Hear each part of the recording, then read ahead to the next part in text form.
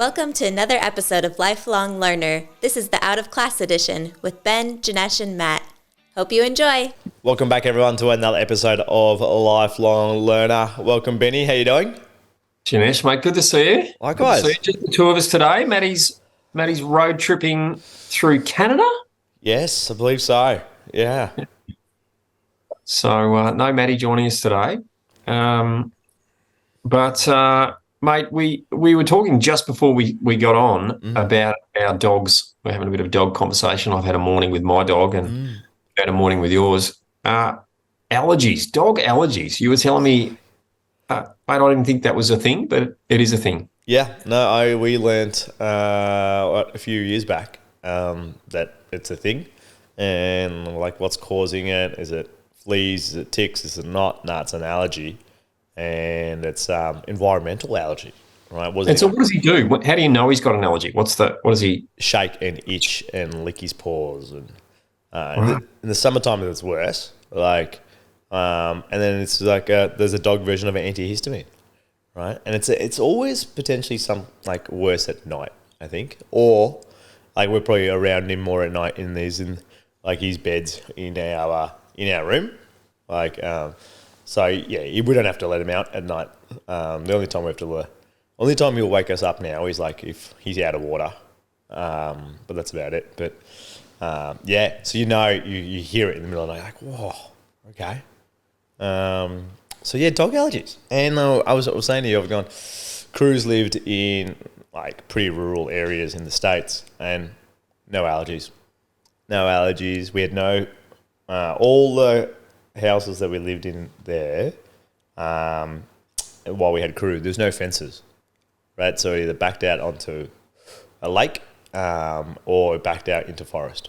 No allergies, no nothing. Lot more like ticks, right? Like then we get here, and the ticks there, you get Lyme disease, right? So if you get one, you don't pull it off in time, your dogs get Lyme disease, and yeah, but. Here, so it seems like when we move to suburbia, it's like in something environment's made him soft. Mate, have you always had him inside? During the day, he's outside. So, like when what about at night time? No, not has he always been inside? Yep. But when we first got him crated inside, not in our room though, like other side of the house crated. And then we would let him out, and then that was it. But inside at night time, because in the States, it snows. It gets to -30 in the middle of the night, so we can't necessarily leave him outside, right? Well, you can. Just like really stiff in the morning. Or like we have in the States there, most houses have a basement, but it's like, oh no, he was inside.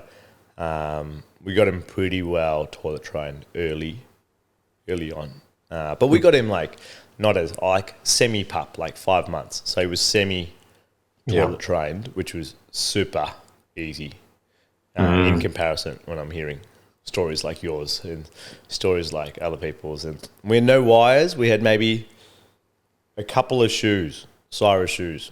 That's it. Mate, we've had nothing chewed. That's good. Nothing. And since we had that dog trainer come out, I spoke about on the show, Bromley's been outside and sleeps through the night. We put him to bed at 9 o'clock, and whenever we get up, he gets up. That's good. So, and sleeps right through the night, locked in his crate still. And then, so during the day, is he inside the house? A mixture of inside and outside. Yep. Inside if we're kind of just hanging out, lazing on the couch, or otherwise he's outside. The only reason I asked about inside-outside is I know there was a bit I read some years ago about dogs being in and then out and then in and then out, and the warm house, and then they go to the cold outside. It's kind of abnormal, and their coat and their metabolism kind of gets a bit stressed with that indoor-outdoor kind of vibe. And the dog trainer we had come out, he said certainly in Victoria anyway, your dog's fine outside all night. They just adapt to that outside. The challenge is when you bring them in and then the house is really warm. Yeah. Like, but if we head away, like on the weekend we were in Melbourne, and if we're away for a night, cruise outside. Like he's fine. Yeah. Like he's fine with that. The dog that we grew up with was strictly outdoor dog. It wasn't like my parents were like, nah, no dogs inside the house at all. And it was like purely like rain, hail, pissing down, looks like a drowned rat outside. Nah, you're outside. Yeah. I think Bromley's going to have a little bit more inside life these days. But he's a big boy now, 26 kilos. He's certainly growing. I got him one of those big, serious, like fuck off, tactical collar, military spec, because he had the gold, skinny gold puppy kind of style collar, which finally reached the end of its extension. Yeah. And so he got his full military spec one. But he's teething. He was laying on the couch with his head on my lap last night, and I just kind of feel this wetness coming through. And I look down and I'm just completely soaked because he's dribbling like mad because of his teeth. And we know it's that because Eden found one of his baby teeth on the floor. Oh, wow. Yesterday morning. And he's just really chewy. He's got a bit of rope and he loves just chewing on his bit of rope. So he's teething. But if you remember when your kids were teething, their toilet habits change a little bit. So he came for his walk and talk with me this morning, and he stopped a couple of times to do his business. And unfortunately, they weren't good, solid pickup ones. Oh. So as a dog owner, if it's what do you do? You got your hand in the bag there. You're not carrying some. You kind of scrape it. You get your fingers and make kind of a rake kind of, and you scrape it up and make sure you definitely keep it in the bag so it doesn't get around the top outside edge of the bag where you're going to hold. So I had to do a couple of scrape up ones this morning. Not my strength, mate. Definitely not my forte, I can tell you. Anyway, so mate, that's the life of dogs. Yeah. So what are you going to do with Crew if it's not getting better? Just keep him on the hills? So during the summertime, it's like every second day. Like I was like, I think we talked about it on the podcast before. I'm like, I'm not a fan of even humans having to take like medication every day, and I'm like, it can't be good for you. So they're like, look, during the summertime, he needs one every day.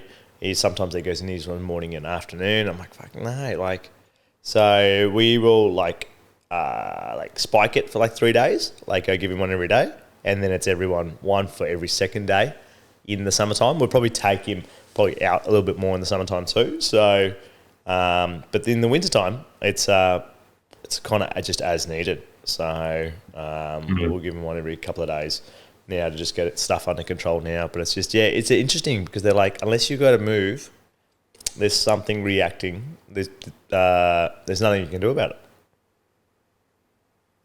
So, which is, I don't know, because sometimes there's that train of thought for humans. If you have an allergy, it's usually stemmed from something else at times, like I'm talking like a hay fever or something like that. Sometimes it's like, is it nutritional based? Is it not? It's interesting. When I cut out or minimize gluten, I've got less allergies.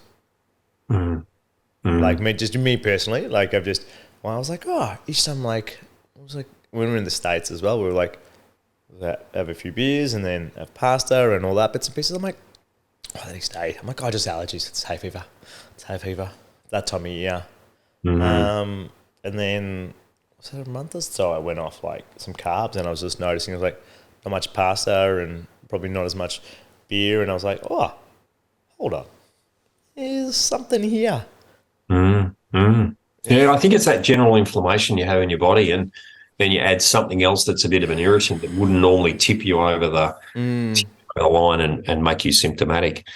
Most people, though, live in that, or not most, a lot, live in that just symptomatic state where they haven't got a symptom, but their body's under stress, it's under load. So it's called allostasis. So think homeostasis, a person standing with their legs apart, completely balanced. They're hard to push over, right? And so it takes quite a knock to their system for them to get knocked over and get sick. Versus allostasis, picture a person standing on one leg. They're still balanced, they're still standing, but they're having to work hard to keep their balance constantly. They're rocking back and forth, but they're still upright. That's an allostatic state, and most people are in a state of allostasis. So it doesn't take much to kind of knock them over and for them to get sick. And the key is to kind of reduce your allostasis and move to a homeostatic state. Living in 2023, it's pretty hard though. Sitting at a desk, driving to work, foods, maybe not prepared. And so, you've got to grab something. Constant state of stress from the time you wake up, your alarm goes off. It's all go, go, go, go, go. No wonder most people are in allostasis. Did I quote the stats? I don't think I did. Recent studies out showed that if governments don't take any action. Oh yeah, you said that last episode. On inactivity, right? Like it's just chronic disease, and most people are just sitting around. I think I spoke about maybe my body trainer said we just need. He said to me, mate, I just want you to give me 4% of your day. Yeah. 4%. I went, that's not much. That's 1 hour. Yeah. Just 1 hour a day. Just 4%, 1 hour a day. I'll transform your body. Yeah. Do you think a lot of that is due to when you talk about the two states, like our bodies, just majority of bodies and majority of the time are just in an inflamed state? Yeah, we're just constantly and inflammation comes from a stress state. So if you're in a stress state, higher levels of cortisol, which means you're in a catabolic, you're in a breakdown state when you've got high levels of cortisol, versus an anabolic state, which is where you're in a growth and regenerate and get bigger and stronger. And so most people are in a catabolic breakdown state. And then you add eating irregularity. Fasting puts you in a catabolic state. So people sometimes get up and just slurp a coffee, increases cortisol. They wake up, get a coffee, don't eat, get off to work, finally, eat something that's more sugary, again, catabolic state. They're in this constant breakdown, not repair state. And so, and that's catabolic state, of course, is where we get that skinny fat. You can actually be lean, but fat because your body's been breaking all your tissue, your lean muscle, your bone, breaking that down. But also in that catabolic state, you tend to store fat, particularly belly fat. And so lots of belly fat people walking around in this catabolic high cortisol state.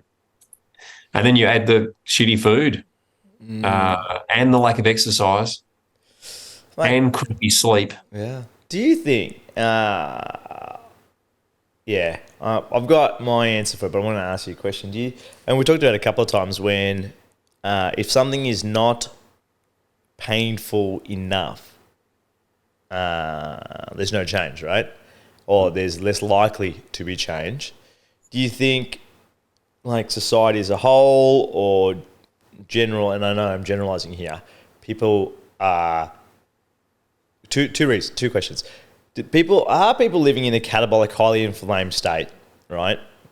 Because they don't know better, or it's serving them currently and it hasn't caused them enough pain to make a change?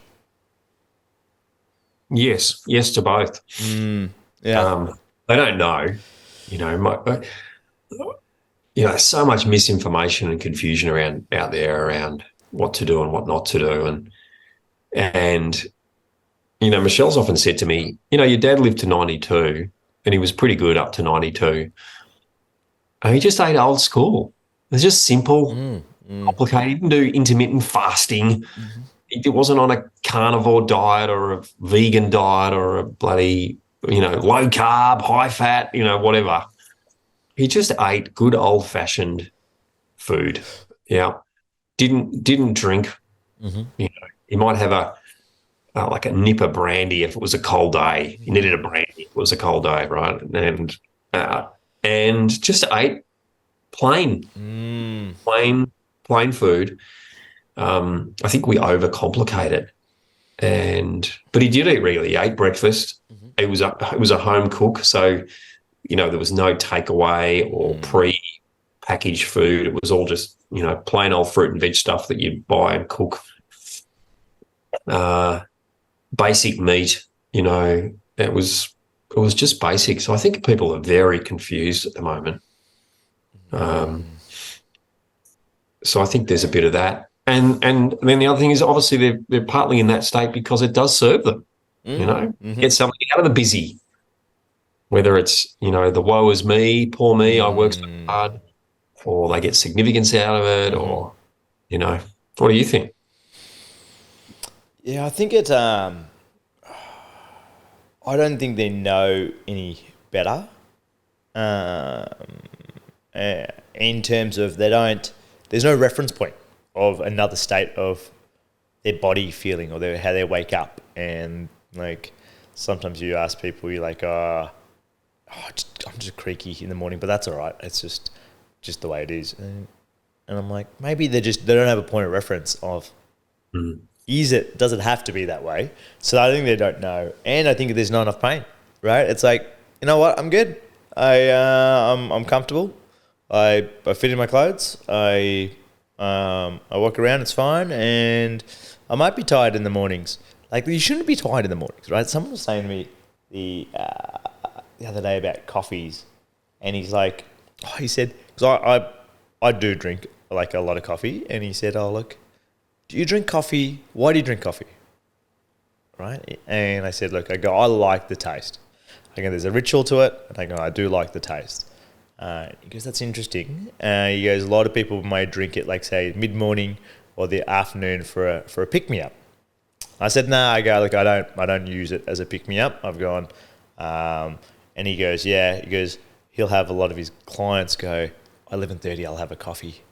Because I'm tired. Pick me up. And he goes, you shouldn't be tired at 11:30 in the morning, like consistently. And he goes, but that happens all the time. Like you look at job sites, you go into Melbourne, and there's a strong coffee culture, and it's like everyone mid-morning, right? Their smoko break, their morning tea break. I'm going to go get a coffee. I'm going to go get a coffee, and it's pick me up, get me through till lunchtime. And it's like, and it's like they don't know anybody. Like, why are you taking it? And if you need to pick me up every day at that time, that early, there's something wrong. It's something wrong. I mean, some people are larks. Some people are, owls. Yeah. Some aren't morning people. Their circadian rhythm isn't to be a morning person. Oh, yeah. But I'm not talking about like 5 or 6 in the morning. I'm talking about like 10:30, 11:30 in the morning. You're like I agree. I think it's, yesterday I rolled in. That's how I do. Sonded into the practice, mate. Look at you. Yeah, sauntered in. And was it yesterday morning? What day is yesterday? Yesterday's Tuesday. Right. So for the listeners, before you go on, Ben usually gives me crap saying I have a lax Friday and I knock off on a Tuesday when I go into the office and when I do a bit of work. Here we go. He's like, what day was it yesterday? Mate, it's only Wednesday, mate. And you sauntered in. You've already lost track of the days. Well, it wasn't yesterday that I sauntered in. It was Monday morning I sauntered in. And I sauntered in, mind you, at 7:30 in the morning into the office, a.m., right, 7:30 a.m. And it was just a beautiful sunrise morning, and I'd gone to work early, dropped the great man off at the train station and drove him down to Rosebud. Sun was coming up and the bay was looking, so I did a U-turn, went and just parked, recorded a video at 7:15, to inspire the team in the morning and sent that through to the team in Slack. Great week, great start to the day. And then got to work and walked in, and a couple of team members had arrived. And I said, good morning, guys. What a ripper morning. And it was, people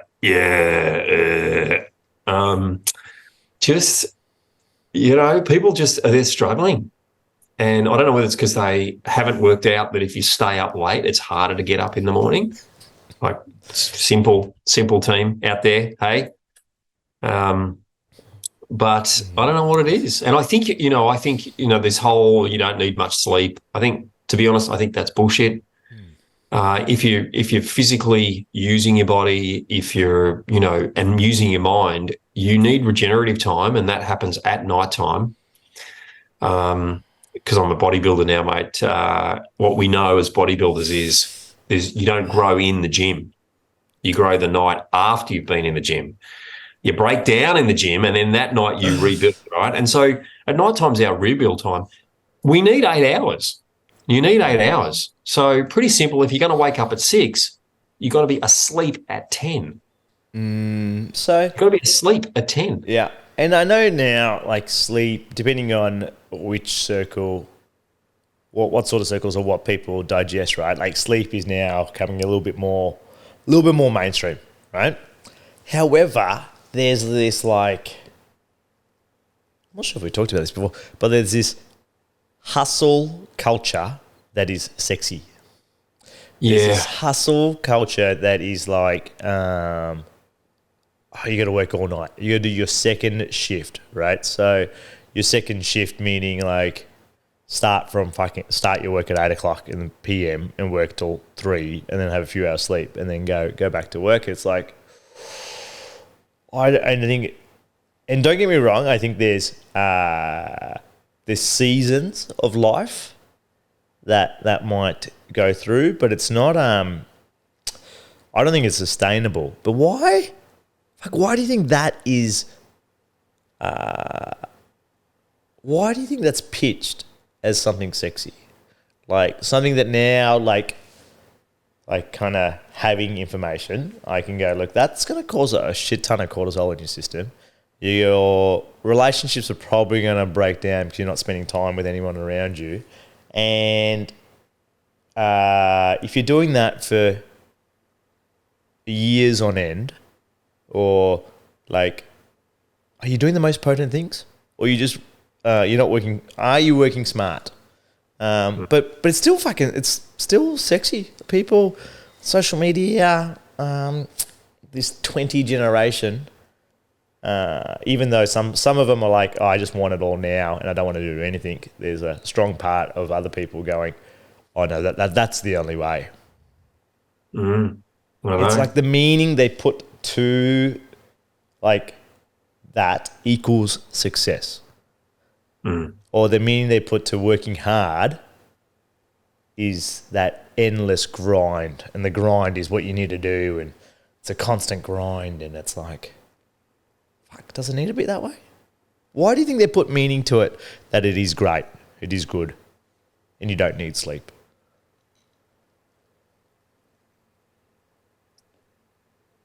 Oh, I think there's lots of things in there. I think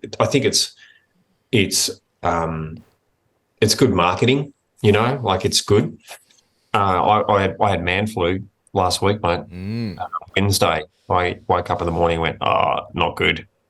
Stayed in bed all day Wednesday, Thursday, Friday, most of Saturday, and a chunk of Sunday.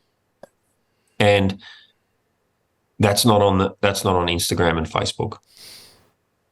Yeah. Not that I market, but you see these guys, the Gary Vaynerchuks and the Grant Cardones, and some other guy I've just seen recently. It's Todd Allen. No, that's not what it is.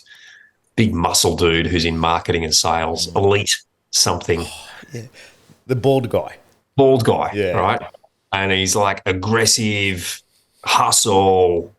Mate, he also gets colds. And we don't get to see the picture of him in bed with his wife coming in going, mate, you'll be right. Can I bring you something in? Do you want a hot lemon drink?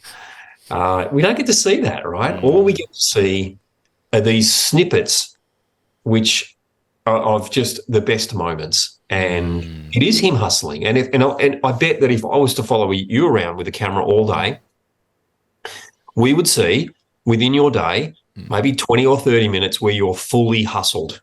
Fully hustled. And those 20 minutes is what we would post to social media. Yeah. We wouldn't see you sitting at your desk with your head in your hand, reading over some lengthy document that you've got to review, and, with a frustrated look on your face and or signing things off or typing into an Excel document, right? I can tell you, bald muscle salesman, he sometimes sits in front of an Excel document and has to crunch a few numbers. Not sexy, no. And so I think, and we had this chat with Logan, number one fan. Good to hear that you're on listening, mate. About who were we talking about? We were talking about David Goggins's, the Nick Bears, the guy that's just got out of prison again. The toxic masculinity. Tate. Yeah. Tate. And we were talking about, mate, you realise this isn't how it is all the time. He goes, Dad, do you think I'm stupid?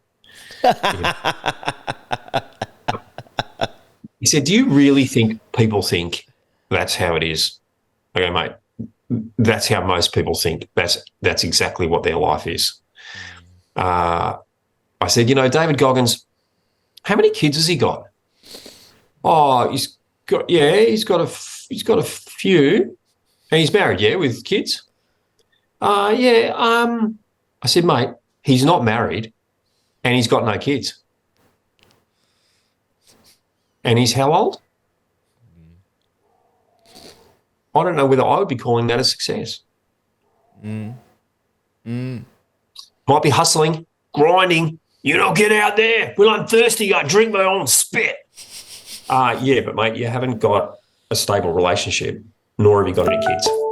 Now, I'm not saying that is success, but in a lot of people's world, a stable relationship and children is a measure of success. Yeah. So despite all the hustle and drinking his own spit, he doesn't have a stable relationship at the moment, as far as I know. And I do love you, David. Yeah. But, like they take it all out of context. That's the challenge. But the grind and the hustle is sexy. It is attractive. And we need it too, mate. We need it. Most people are bloody soft. They're not hustling either, right? They're not hustling at all. That's so I don't mind that we've got this far, let's call it, far to the right side of hustle, go, sell. Yeah. I love seeing some of that because so many people are so far the other way. And if it takes someone being right extreme to actually move the needle just a few points in that direction, then so be it. That would be great, but I don't see it moving it's not actually lazy people because they think they're working really hard, but the people that don't want to take any accountability or any ownership, I don't see it actually, these extreme hardcore guys and girls moving that. It's probably moving the middle band, potentially a little bit, but the other end, it's like, like I was in a council meeting and another board meeting last couple of weeks, and it's like, and I'm the, unfortunately, I'm the vocal one, and I just ask I think, passive questions. The meaning people, I'm going to talk a lot about meaning today, but the meaning they put to that question is like, are you having a personal dig? And I'm like, no, I'm just saying, where was the follow-up? And they're like, oh, no, there was. And I'm like, but there can't be because this has fallen through and we're here where we are now. And you're like, it's like a simple, like, can you just do your job? Like, please, can you just do your job? Like, I'm not asking for a lot. Like, just do your job. And it's like I don't know if that one in the spectrum is actually moving this bottom band. This bottom band that's like, not necessarily entitled, but just go, oh yeah, we did what we could. And you're like, oh. And it's interesting. You see it in, and nothing against government jobs or like big enterprises, but you see it in those two styles where they're like, oh, yep, that's all right. It's not really done. The deadline's today. but it's 5:01, and I think I'm done. And you're like, whoa, hold on. Yeah, it's that work ethic. The level of accountability is maybe not there. Mate, I don't know why it is that, and look, I often, when you and I had a conversation around this in the last couple of weeks, I often just don't do my job. It's like I've got so many things to do. I just, you know what? This is actually my job, and I just can't make it a priority. I just can't because there are these other competing priorities. But you've got the awareness that is happening, and you own it, and you're accountable to it. You're like, yep, I just didn't get it done, right? There was like there's a nuance there, which I don't think people do as general. They go, yep, it is my job, and yep, I'm aware it didn't get done, right? And you're like, but there's other people who go, nah, it was someone else. But then when it serves them, no, that was me. That's all my doing. And it's interesting because then you got like one situation, two different groups of people or multiple different groups of people, and multiple meanings put to one thing. Right? You've often said this in a lot of our podcasts, saying that we live in a meaningless world until we put meaning to it. How do we interact? How do we, like, when there's one thing happening, there's multiple meanings put to it, multiple interpretations put to it. Like, yeah, it's interesting because then that multiple meanings or the lack of understanding of each person's meaning causes conflict, causes a disarray. But you're never going to have the same meaning all the time. No.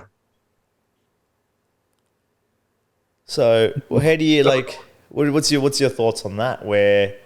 How do we move across? How do we have an awareness of that, and how do people move through that without causing tension? Right? I know for me personally, in the last few weeks, I was hyper aware that one thing, multiple meanings, and I'm like, fuck, this causes tension. Because it's like, that's not the meaning I put on that. And it hasn't caused me pain, but someone's put meaning to it and then caused them pain about it. And you're like, well, hold on. I'm choosing not to put meaning to certain things. And thoughts on that? You know, I think I'm going to say something unpopular. Surprise! You know, mate, don't pick your words, mate. Just put it out. I want to articulate it well, though. We live in a world now where everyone thinks everything is a democracy. Everyone's got an opinion. Everyone gets to vote, and everyone gets to get heard. I don't think that works. You know, if I said to my kids, family of 5, and we've got broccoli for dinner when they were 5, and I said, okay, everyone, let's just do a vote around whether we're going to have broccoli or not. It's not a democracy. Our family is not a democracy. Not everyone gets a say. There is a hierarchy.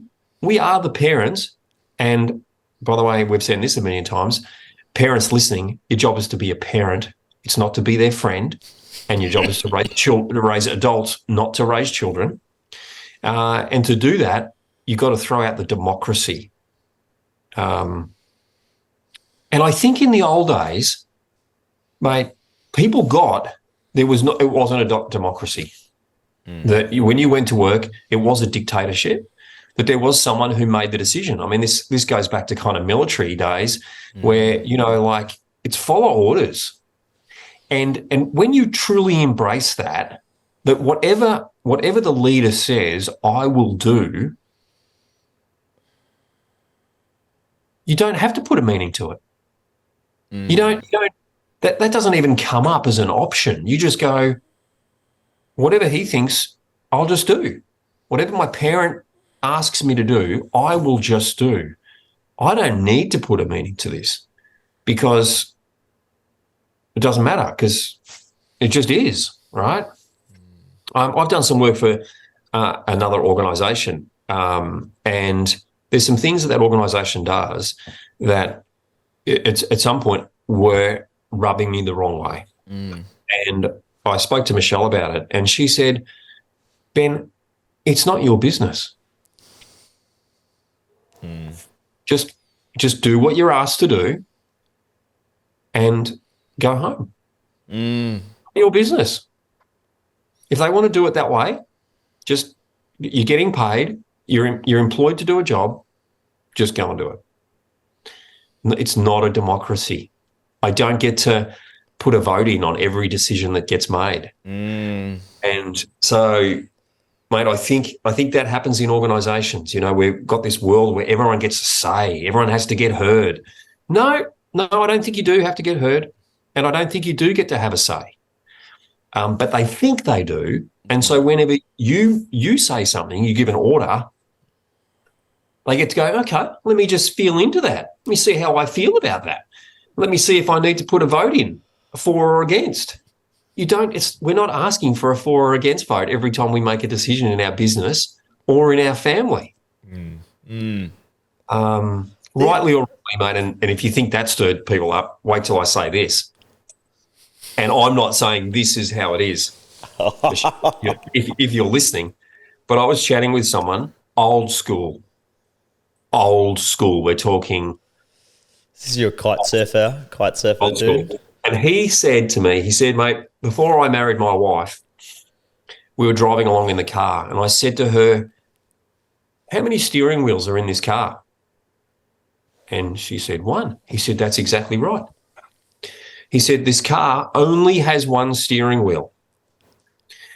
And what I'm saying to you, darling, is that you can have an opinion on something, but at the end of the day, I'm at the wheel and I will determine where the car goes. This is not a democracy. There are not 2 steering wheels in this car. There is only 1. Now, listeners, I'm not suggesting that's how we roll, but I'm suggesting that in many situations, and because of that, by the way, they have a great relationship. They're married 20 plus years.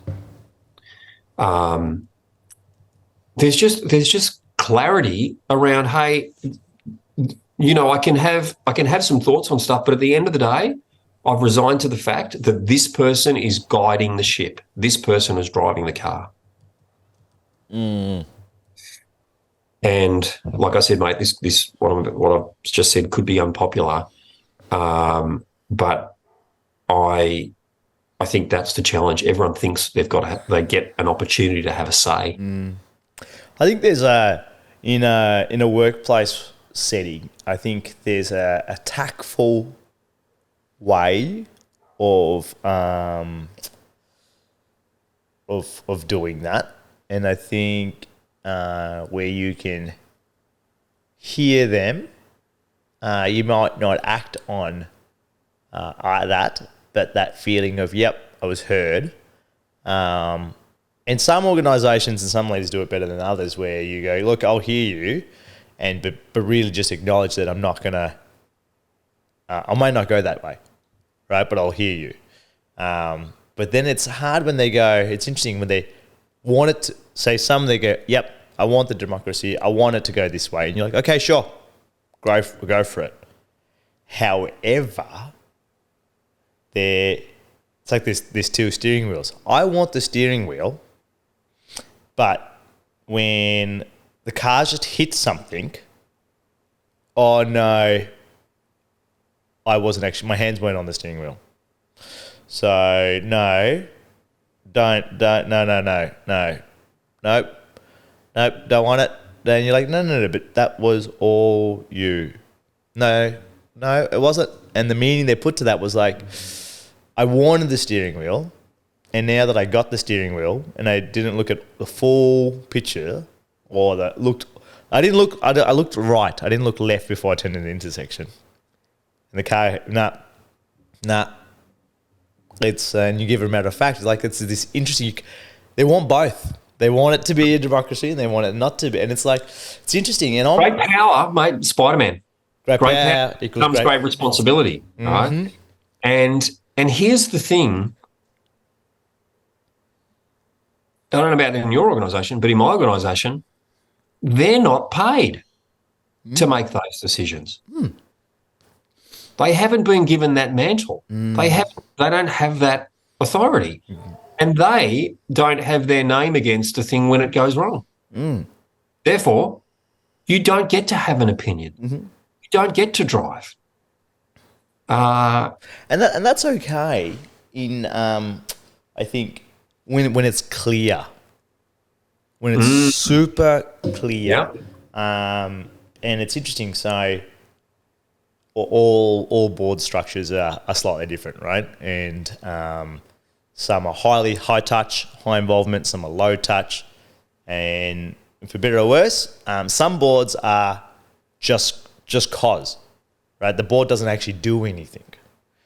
They meet and they just don't do anything, right? And I'm on one. I'm on a few. The one currently is interesting where it's not a democracy, right?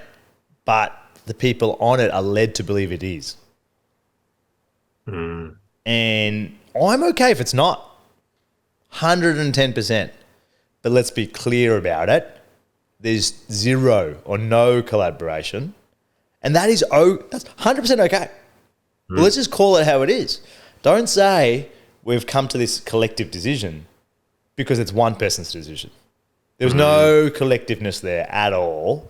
Like, it's like a scapegoat. It's like, I've made this decision. I'm going to say we're collective here because in case it fucks up, we were all part of it, right? Yep. We're all nodding. Yep. Let's put that in the minutes. And you're like, nope.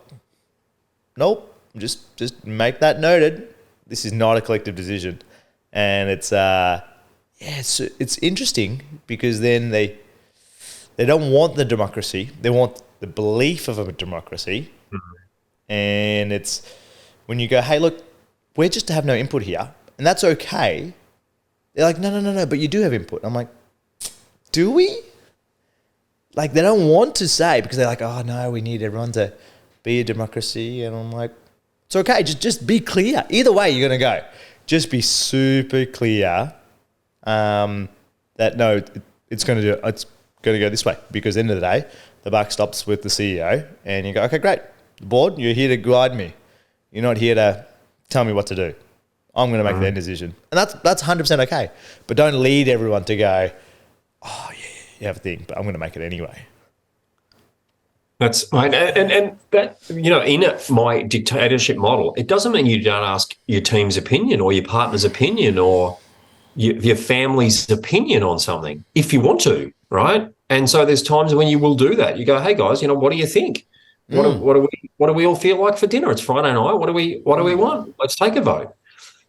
But it's not for every single thing that gets made. And so I think the challenge is that people think that every single thing that gets said and every decision that gets made is up for a vote.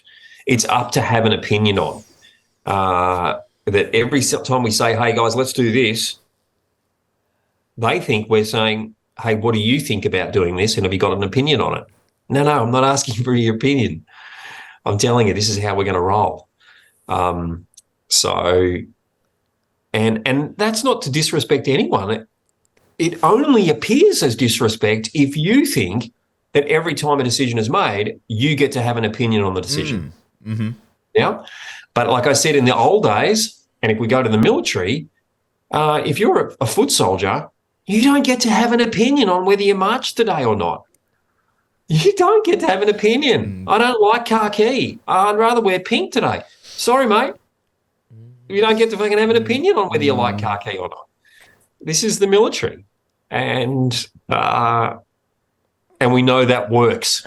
And I think it's more it's both in public and private businesses, but I think public, like government-owned businesses, this is more like this happens a lot, I think, where they pussyfoot around a little bit, and it's like but this and that, and it's interesting. Someone goes, but they're paid to do a job, Janesh, and like that's their job. They can't be saying, oh, it's too hard.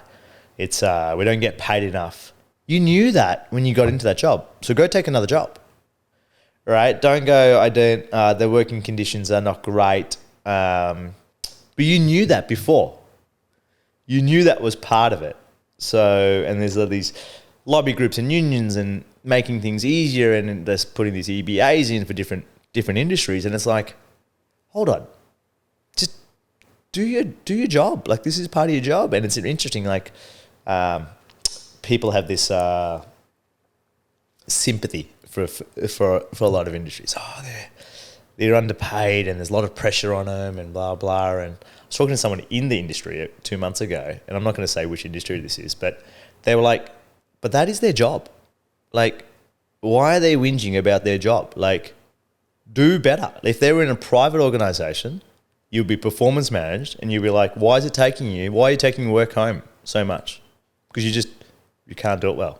Why has your team got behavioral issues with you, but with so-and-so, they have no behavioral issues? I think maybe that's a you problem, not the staff problem.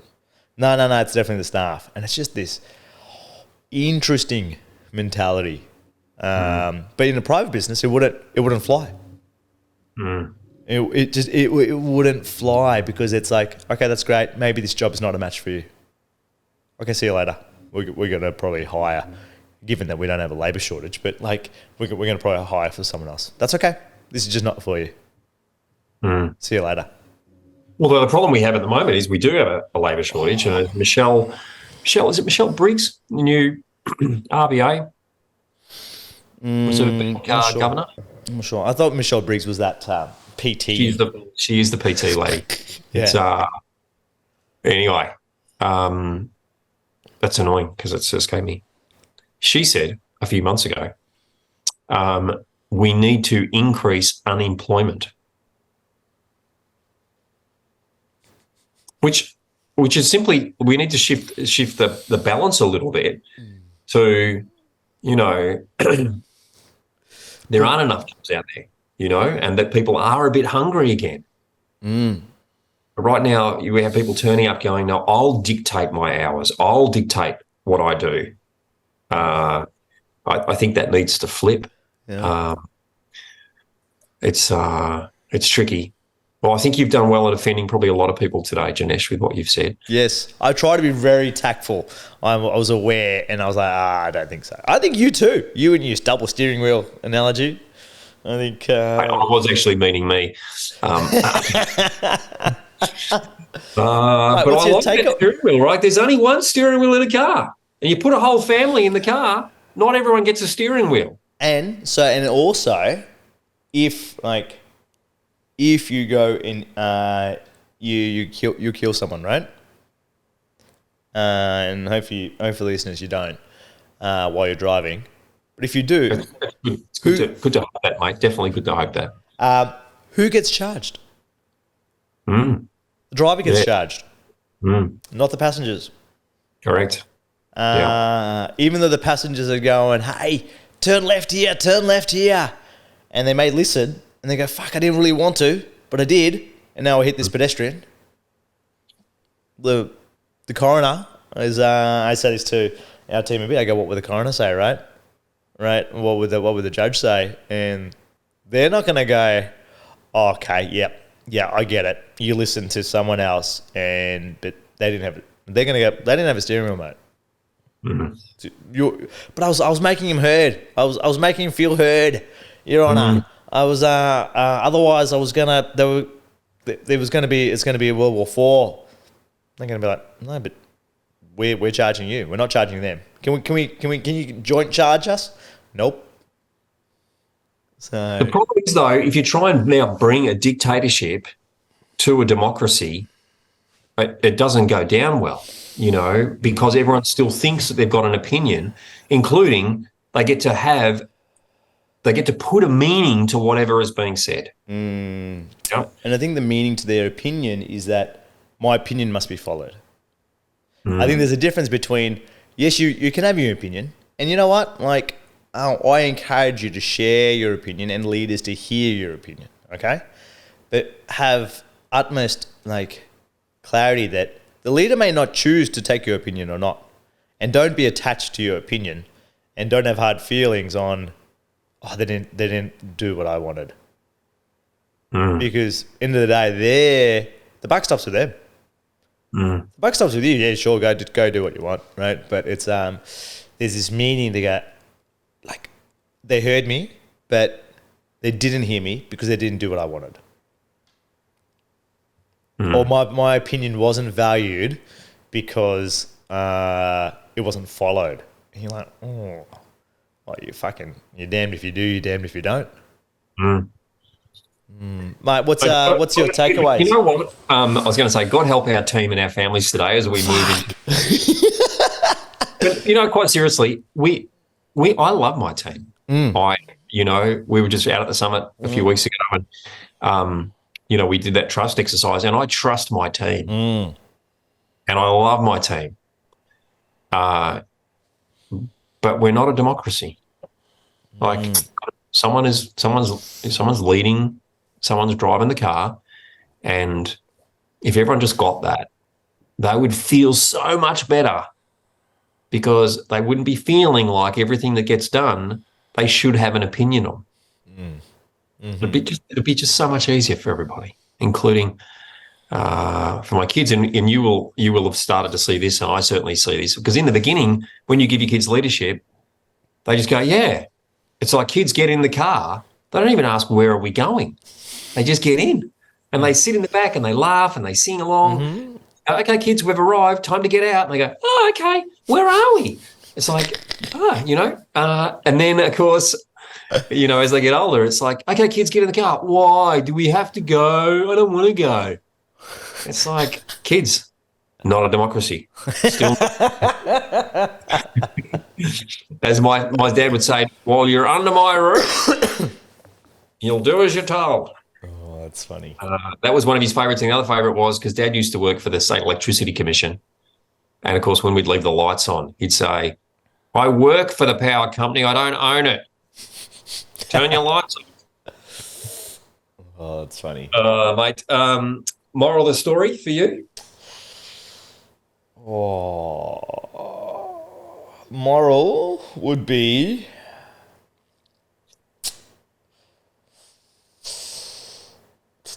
have awareness of